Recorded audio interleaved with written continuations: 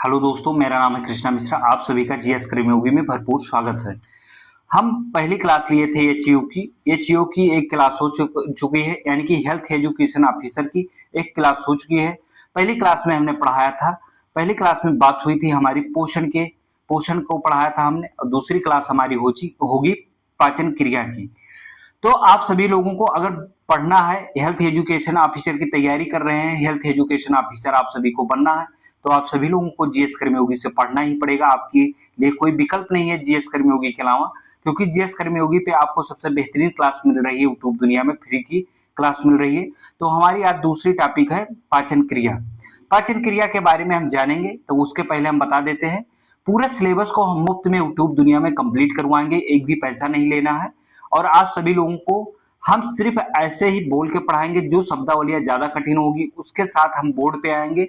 बाकी आप सभी लोग वीडियो को अगर सुन लेंगे तो आप सभी लोगों का भला हो जाएगा, कल्याण हो जाएगा। हम बात जानते हैं पाचन क्रिया। पाचन क्रिया को पाचन ग्रंथियां भी कहते हैं। जैसे हम हेडलाइन डालते हैं, आप लोग डाले होंगे पाचन ग्रंथियां, फिर हम ग्रंथि की बात करते हैं। शरीर का ऐसा अंग जो किसी प्रकार के रसायन का स्त्रावण करता है, ग्रंथि कहलाता है। मनुष्य के शरीर में मुख्यतः 3 प्रकार की ग्रंथियां पाई जाती हैं।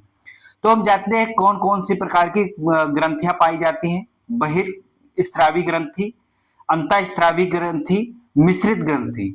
यानी कि बहिर्स्रावी ग्रंथि को कहते हैं एक्सोक्राइन, और अंतःस्रावी ग्रंथि को कहते हैं इंडोक्राइन, और मिश्रित ग्रंथियों को कहते हैं मिक्सोक्राइन। फिर हम जानते हैं, हेडिंग डालते हैं बहिर्स्रावी ग्रंथि। बहिर्स्रावी ग्रंथियों में हम जानते हैं सबसे पहले ऐसी ग्रंथियां जिनसे एंजाइम का स्त्रावण होता है तथा इन ग्रंथियों में नली उपस्थिति होती है।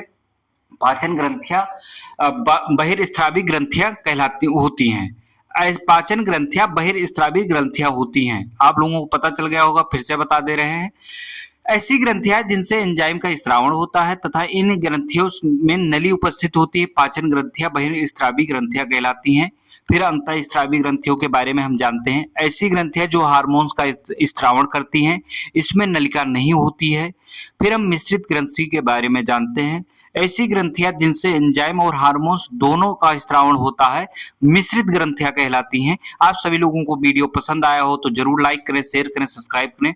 फिर हम बात करते हैं मुख से पाचन। पाचन सबसे पहले कहाँ से प्रारंभ होता है? आप किसी को भोजन को ग्रहण करते हैं तो पाचन सबसे पहले मुख से प्रारंभ होता है। आप जैसे भोजन को या किसी भी फल को खा रहे हैं या कोई भी चीज खा रहे हैं, तो जैसे मुंह में डालते हैं तो पाचन करना शुरू करते हैं, तो आपको उसको चबाना शुरू करते हैं, जैसे वहीं से पाचन क्रिया शुरू हो जाती है, मुंह से ही पाचन क्रिया प्रारंभ हो जाती है। तो हम जानते हैं मुंह से पाचन का प्रारंभ मुख से होता है तथा मुख में पाचन के लिए लार ग्रंथियां मिलती हैं। मुख में जब पाचन होता है तो आपको जब खाना खाते हैं तो आपके मुंह में विशेष प्रकार के लार्वा निकलते हैं, लार निकलती हैं, जिससे आपके भोजन को पचाने में और अंदर निगलने में भी सहायता करती है और भोजन को पचाने में भी सहायता प्रदान करती हैं। जिससे निम्न 2 प्रकार के एंजाइम स्रावित होते हैं। जो लार निकलती है उससे निम्न 2 प्रकार के एंजाइम स्रावित होते हैं, यानी कि निकलते हैं।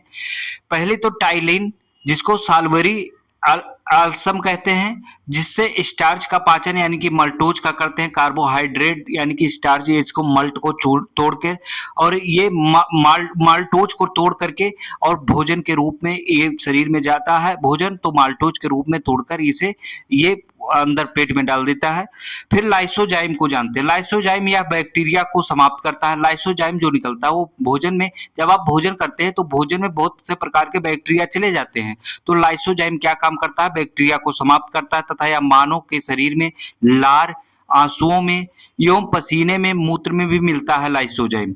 फिर हम जानते हैं आमाशय में पाचन। मुख के बाद जब आपका भोजन चला जाता है पेट में तो सबसे पहले आमाशय में पाचन प्रारंभ होता है। आमाशय में कहां से प्रारंभ होता है? इसको पचाने में मदद क्या करता है? रेनिन या दूध के प्रोटीन को पचाने में मदद करता है। जैसे आप जब बच्चे पैदा होते हैं तो उनमें वो सिर्फ दूध पर निर्भर करते हैं। क्यों दूध पर निर्भर करते हैं? क्योंकि उनको दूध को पचाने की क्षमता ज्यादा होती है। क्योंकि जब आप बचपन में होते हैं तो आपके अंदर रेनिन ज्यादा होता है, और रेनिन जैसे जैसे आप बड़े होते हैं धीरे धीरे समाप्त होता जाता है। आप यंग अवस्था पे पहुंचते हैं तो आप दूध को खाते हैं तो आपको वो दूध से आपको विभिन्न प्रकार की बीमारियां उत्पन्न होने लगती हैं, या उल्टी हो जाती है, गैस बना लेता है, तो वो दूध नुकसान करने लगता है। क्यों? क्योंकि रेनिन समाप्त हो जाता है धीरे धीरे, जैसे जैसे आप बढ़ते हैं रेनिन समाप्त होते जाता है। अगर ऑप्शन में आए सबसे ज्यादा रेनिन किस में पाया जाता है? बच्चों में पाया जाता है। रेनिन क्या काम करता है? रेनिन दूध को पाचन में सहायता प्रदान करता है। पेप्सिन या प्रोटीन के पाचन में मदद करता है। पेप्सिन जो है वो प्रोटीन के पाचन में मदद करता है। गैस्ट्रिक लाइपेज वसा के पाचन में मदद करता है। ठीक है। आमाशय में कार्बोहाइड्रेट को पचाने वाला कोई एंजाइम नहीं होता है। आमाशय में कार्बोहाइड्रेट जो आप लेते हैं उसको पचाने का कोई एंजाइम नहीं होता है। फिर हम जानते हैं छोटी आंत में पाचन। फिर भोजन आमाशय से छोटी आंत में प्रवेश करता है। जब छोटी आंत में जाता है तो हम वहां जाते हैं कैसे पाचन होता है। छोटी आंत में भोजन के पाचन के लिए निम्न 3 रस उपस्थित होते हैं। सबसे पहला तो अग्नाशय रस। कौन सा? सबसे पहला जो है वो अग्नाशय रस है। यह अग्नाशय से स्रावित होता है। अग्नाशय एक मिश्रित ग्रंथि है। अग्नाशय कैसा है? एक मिश्रित ग्रंथि है। अग्नाशय के दो दो पार्ट किए जा सकते हैं, जैसे कि एसिनिनी, दूसरा आइसलेट ऑफ लैंगरहंस। अगर आइसलेट ऑफ लैंगरहंस किसे कहा जाता है तो आप कह सकते हैं कि आमाशय को कहा जाता है। इसमें आइसलैंड ऑफ लैंगरहंस में हार्मोन्स होते हैं, जैसे कि इंसुलिन, ग्लूकेगॉन। फिर वसा को पचाने में, प्रोटीन को पचाने में सहायक होता है। कौन सा होता है? ट्रिप्सिन होता है। ट्रिप्सिन जो होता है प्रोटीन को पचाने में मदद करता है। वसा के पचाने में सहायक लाइपेज होता है। कार्बोहाइड्रेट में सहायक लैक्टोज, मल्टोज, सुक्रोज होता है। तो इस प्रकार से आप जान रहे होंगे कि पाचन ग्रंथियां में कितनी प्रकार की क्रियाएं होती हैं। फिर हम जानते हैं इंसुलिन। यह हार्मोन्स हमारे शरीर में अतिरिक्त ग्लूकोज को ग्लाइकोजन में बदलता है। जैसे आपके शरीर में अतिरिक्त जो ग्लूकोज जाता है उसको इंसुलिन ग्लाइकोजन में बदलने का कार्य करता है। जिसमें इंसुलिन की मात्रा कम बनती है उनमें ग्लूकोज को तोड़ने की क्षमताएं कम हो जाती हैं, तो उनमें जो है ग्लाइकोजन नहीं बना पाते हैं, तो उनके उस व्यक्ति के अंदर शुगर हो जाता है। शुगर नाम की बीमारी हो जाती है। जिसके अंदर इंसुलिन की कमी हो जाती है उनको शुगर हो जाती है, शुगर बीमारी हो जाती है। तो यह हार्मोन्स हमारे शरीर में अतिरिक्त ग्लूकोज को ग्लाइकोजन में बदलता है। यदि इसकी कमी हो जाए तो रक्त में ग्लूकोज की मात्रा बढ़ जाती है, जिससे मधुमेह या डायबिटीज या मेटिलस कहा जाता है। जिस रोग को हम विभिन्न प्रकार के नामों से जानते हैं, जैसे कि बहुत लोग शुगर कहते हैं ग्रामीण भाषा में। मधुमेह रोग या डायबिटीज या मेलिटस रोग हो जाता है। इसमें रक्त आवश्यकता से अधिक गाढ़ा हो जाता है, या 2 प्रकार की होती है।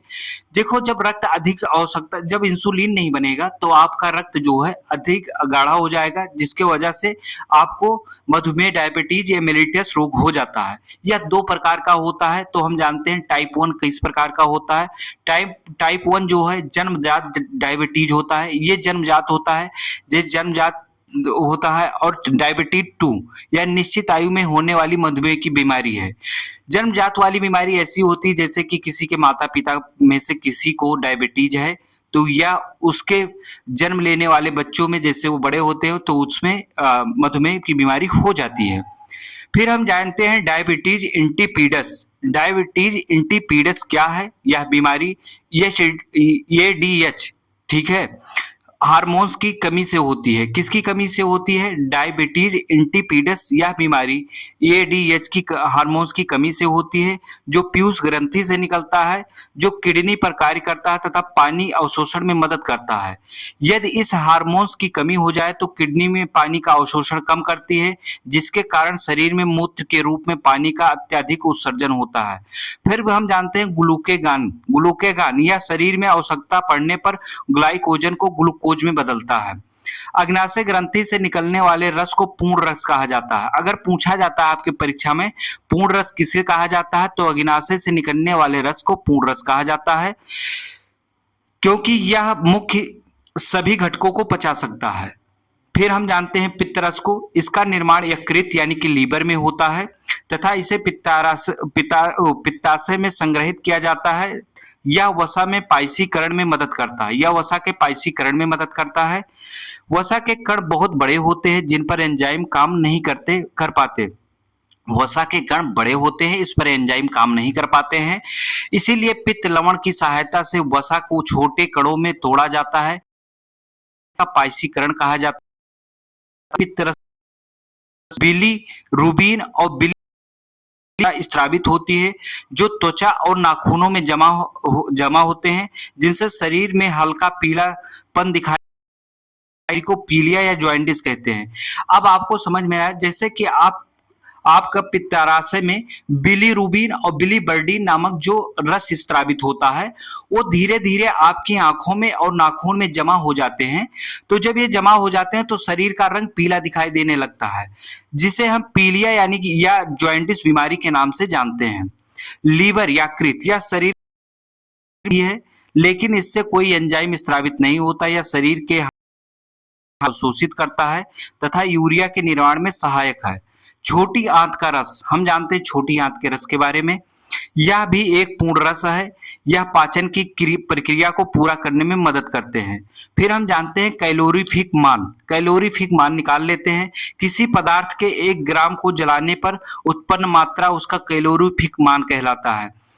तो कैलोरीफिक मान आप सभी लोग निकालने के लिए चार्ट होना चाहिए। तो चार्ट में आप सभी लोग अगर बनाना चाहें तो फैट को लिखते हैं, फैट लिखिए 9.1 किलो कैलोरी प्रति ग्राम है, प्रोटीन 5.2 किलो कैलोरी ग्राम है, कार्बोहाइड्रेट जो है 4.2 कैलोरी प्रति ग्राम है। तो आप ऐसे लिख सकते हैं कि सबसे ज्यादा फैट होता है, फिर प्रोटीन, फिर कार्बोहाइड्रेट होता है, तो फिर आप कैलोरीफिक मान निकाल सकते हैं। तो इस प्रकार ये पाचन क्रिया की संपूर्ण क्लास संपन्न हुई। आप सभी लोग ऐसे ही है टॉपिक वाइज पूरी क्लास देखने के लिए जीएस कर्मयोगी से जुड़े रहें और अधिक से अधिक लोगों को जोड़ें। धन्यवाद।